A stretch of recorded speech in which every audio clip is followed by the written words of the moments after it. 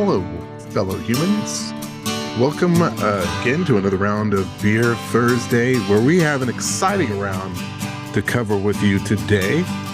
But first, let me introduce you to the man to my left and right and up and down, depending on where you're sitting, or I'm standing or sitting.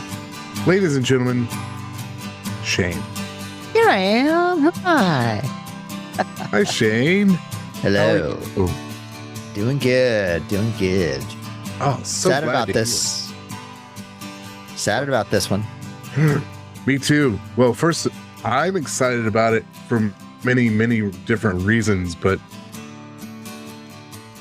let's just get right into it. Today's round is about something that just came out today. Today is, we'll just say when we recorded this round, it came out today. It's a new song by a person who hasn't done a new song or a new release. He's done songs. I'm babbling, but anyway, it's the first brand new single out for the public to hear from Billy Joel. And it's been like 30 years since he's done like a single. Back in 2007, he wrote a song for his wife. Unfortunately, after he released that song a couple of years later, they divorced. But so that's when I think maybe that was the final nail in the maybe I shouldn't write my own lyrics. But anyway, he has not written a new song, and even that one wasn't really it was written for his wife. It wasn't written to be a single. But this one is actually the first official single by Billy Joel since the River to Dreams album from 1993. That was a long time ago. It was a long time ago. Wow. And we both just listened to it right before we started recording. So it was my first time to hear it.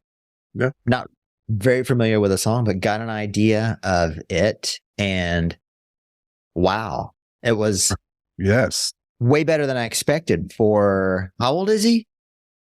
That man is, I believe he's 74. I believe. Well, first of all, he sounded just like he did back in the 80s or 90s. And maybe there was some studio tricks, some retakes. I don't know. Or maybe he's just stayed in good shape and can still sing. Well, I've noticed in recent years, because I've been, I still go to his concerts when I can. And one thing he has done in recent years is he's taken his music and taken everything down like a step, like a half a step. And that has worked wonders for his voice. And so he's not straining like he was before. And he's starting to be able to sing stuff that he hasn't been able to sing in years. So I think his voice is stronger than it's been in years. And you hear this song all by itself, and if you think, wow, he can still hit those notes. He can, but it's a lower key than he would normally play in back in the early days. So it kind of fools you. You're like, oh my God, he's saying it sounds exactly like that, but he's singing it a little bit more comfortable to his current level. But I am blown away by the fact that a 74-year-old man can sing like that. Yeah, I mean, it's not raspy or gravelly or powerful voice. Yeah, really clear and strong. Yeah. And I'm just reminded about. Remember when Johnny Cash was doing the what were they called, the American albums with Rick Rubin. Yeah, American recordings. Yeah, American recordings. And those he was in his 70s when he was doing those. And he sounded old. He sounded old. But it's among some of his greatest music, but he still sounded old. He sounded like Johnny Cash, but he sounded like old. Billy Joel sounds like Billy Joel. Chris Christopherson was the same way. He sounded like an old man singing. His Billy Joel song sounds like a young guy singing. It sounds like a young guy singing. So the song that we're referring to is We'll Turn the Lights Back On. Apparently some asshole turned them off. Who did that? What a jerk. And there was a lot of speculation with like, oh, does this mean he's going to get a new album or something like that? And it's really just a love song. And I don't know if he's going to get a new album out of it or not, but yeah. I would not ask that of him. Recording an album is extremely grueling hard work. Exactly. You and I know that. We do, because we're extremely grueling and hard. It was extremely hard and grueling work for our producer. Yes. Oh, yeah, because he had to make it sound like we could actually play and sing. We just had fun getting together and drinking and playing songs as usual. He was so nice to the way he just gently told us, hey, it might sound better if you guys were drinking. Yes. Leave the beer and the Southern comfort at home. Right. Yeah. That was trying to. I'm pretty sure that's one of the only times I've ever drank Southern comfort. Yeah. We were just channeling some Janis Joplin. We thought we were being cool, and then we're like, you know what? He's right. It's not working this way. We gotta stay cool. But yeah, so something that I learned about this, I think you should tell us after this toast. Oh, you know what? That's a good idea. So would you like to do the toast? Because I have think of one, or I have one. I have one that we can. Oh, good. Okay, good. Good. Yes. Yes. If you would raise your glass and join me as I say, here's to the piano man back on the bench again. Oh, yeah. Cheers. I love it. Sing us the song, you're a piano man. I think I've mentioned this on the show before. One of my greatest, most memorable travel nights was a trip to Chicago and a really small bar. And for the most part, everyone's just in their couples, their small groups of friends chatting along about, who knows what. And then the piano man came on the jukebox and the entire bar just stopped, and everyone in the bar is holding their glasses up and swaying back and forth, singing the piano man. That would have given me chills, man. That is amazing. That reminds me, and it wasn't Billy Joel, this song, but it was a similar situation. We're in the bar, and I put in the song, and it was Love on the Rocks by Neil Diamond. And no I'm like, surprise. It's not, no big surprise, but that's one of those songs that you don't think that a lot of people know. But by the time it got to the chorus for the second time, the entire bar is singing along with us. We're all just singing, first they say they love you. Yeah, they really dance you. Oh, we need to have a Neil Diamond episode. Neil Diamond round sometime. I agree. So you were going to say yes. Yes. So this song was written. So the story goes. And so it goes. And so it goes. Jay's the only one who knows. And Jay can't seem to figure what he's doing. So the lyrics for this song were written by a gentleman his last name is Wexler. He's not Freddie? It might be. I'm sorry. I'm looking it up right now. My producer apparently had to take the night off. I'm not sure exactly why. Has stitches. Did you say Freddie? Yeah, is that right? That is correct. Thank you. Freddie Wexler, who has produced a lot of really famous artists. So he approached Billy, and he's like, hey, I guess they had started a little bit of a friendship. And he asked Billy, hey, do you have any new music? He goes, yeah, I've got quite a bit, but, no lyrics. So he said, can you send me some of the music?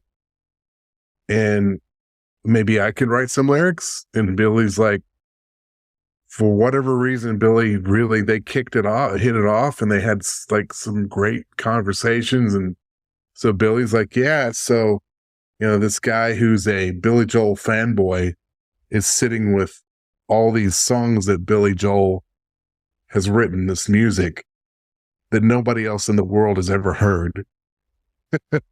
And so crazy. he starts, it's insane. So he starts working on lyrics for this song, Turn the Lights Back On, and he's writing it. How would Billy write this? And so he writes this, he comes up with the lyrics, plays it for Billy, with Billy's music. Billy's like, man, that's great. Who do you have in mind to sing this song? And he's like, well, you. Of course. That's because I wrote this. What? This is a Billy Joel song. Yeah. Why would you think someone else would sing it? Right. So Billy was reluctant, but he finally sang it. They did the song, and Billy said about the lyrics, he was talking about how some of the things that in the lyrics were things that he feels he would have written, like he connects to. So whatever this young man, Mr. Freddie Wexler, has gotten on to, he's figured something out. But my hope is that there wasn't just one song that will get a whole album. There's the rumor out there that we might this year get a whole album of brand new Billy Joel songs. But the question comes, here's the question. Does it lessen it because Billy Joel may or may not have written the lyrics? We know for sure he wrote the music, but may have not written the lyrics, or may not have written all, may have only been a part of lyrics as far as ideas. Well, Elton John didn't write. No. Ernie Taupin wrote most of those famous Elton John songs, or exactly. Not all of them. He would write. He would write the lyrics and send them to Elton, and yeah. I mean, that's true. That's those still count. So that's true. They do count. Yeah. I guess for me, I'm used to Billy Joel being solely the writer of the lyrics. Yeah. And the music, but Billy has said, "Hey, look, I don't have those. I don't have words anymore. I don't have the words are not coming." He goes, "The music's there. I can write music all day long." But he goes, "But why would I force myself to try to come up with words that I know is going to suck? I'm not good." He has a very high bar for himself that he's not going to throw out the crap. So the fact that this guy was able to talk Billy into doing this is amazing to me. But yeah, my question was, does it take away from it? And no, honestly, I don't know. I don't think it does. No, because you got Elton John, who had the writing partner. Yeah. Vince Neil didn't write the lyrics for Motley Crue songs. Yeah. Elvis Presley didn't write any of the lyrics or any of the music to his songs. Steve Perry didn't write songs or lyrics for Journey songs. Bruce Dickinson didn't write the Iron Maiden. He wanted to. And that was one of the reasons he left the first time, is because he wanted to be included on the writing more. Really? So, yeah, I don't think it takes away from it at all. No. What I really like about this song is it sounds like classic. It's more of a ballad, so it's not a rocker, but it sounds like classic rocking orchestral Billy Joel. It doesn't sound like the more poppy stuff of his later years. It does. It sounds like something he did early on, like She's Always a Woman or something like that. Yeah. Yeah, I agree with that. I think Jay would agree with me in saying that you should go listen to it, you dirty motherfucker. That's exactly how I put it. We didn't cuss, so we haven't really said anything funny this round. So why not just bring the grandfather of them all and say, you dirty motherfuckers, you should listen to this song. Huh. What if that would be not really creative cussing? So yeah. Never mind. Well, by the time this round comes across, you will have already seen him perform. I believe he's performing this song For us, it's this coming Sunday on the Grammy Awards. Billy is performing, and I believe he'll probably do this song. But it makes me think, if a guy is just doing a one-off single, would he just come and why would he just do one song and call it quits? I'm thinking he's going to come out with a new album. That's just me. I could be mistaken. A year from now, we go back and listen to this and we'll like, oof, Jay's a moron, but we already know I'm a moron. Well, we don't have to wait a year for that. We don't have anything to look at. What's saying here? But so I'm glad you liked it, Shane. I was really impressed. The more I listened to it, the more I liked it. The first time I was like, yeah, that's pretty good. And the second time I was like, oh shit, those are good lyrics. Yeah, it's good. It's like classic Billy Joel. Well, we want to thank you for kindly stopping by this new musical round of the Beer Thursday. We would like for you to subscribe.